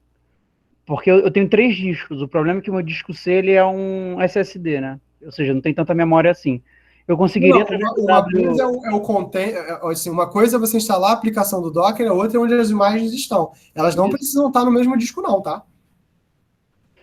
Você pode, inclusive, só que na hora que você chamar a imagem, você tem que alterar o comando que se chama para dizer onde é que você vai instalar, vai deixar ela parada. É só uma questão de você alinhar o path, mas você não precisa não, porque senão não tem disco que chegue, né? Imagina eu. É verdade, tem razão. Entendeu? Fica tranquilo. Tem razão. Verdade. Obrigado, professor. Nada, que isso. Mais uma coisa, pessoal? Vocês podem perguntar. Por enquanto, o governo federal até paga para eu tirar dúvidas, né? Vamos ver quanto tempo isso vai durar. Mas, por enquanto, eu estou até sendo pago. Então, vocês podem perguntar à vontade. Fico até feliz quando vocês perguntam. Adoro quando vocês participam. Né? Fico até animado. Nada? Dou-lhe uma, dou-lhe duas, dou-lhe três. Estão vendido, pessoal. Então, mais uma vez, foi um prazer ter vocês aqui hoje comigo. Desejo a vocês um ótimo final de semana. Eu vejo vocês na próxima segunda-feira. Faltam poucos temas, tem algumas coisas nas quais eu quero voltar. Eu vou botar alguns links mais para vocês lá no Classroom. Eu vou tentar colocar todos os vídeos que estão faltando. Eu peço imensas desculpas para vocês por essa demora, mas tem sido semanas muito intensas. Mas desejo a vocês, né, muita sorte, né? Fiquem tranquilos, a UFRJ se manterá viva e ativa, tenho fé nisso.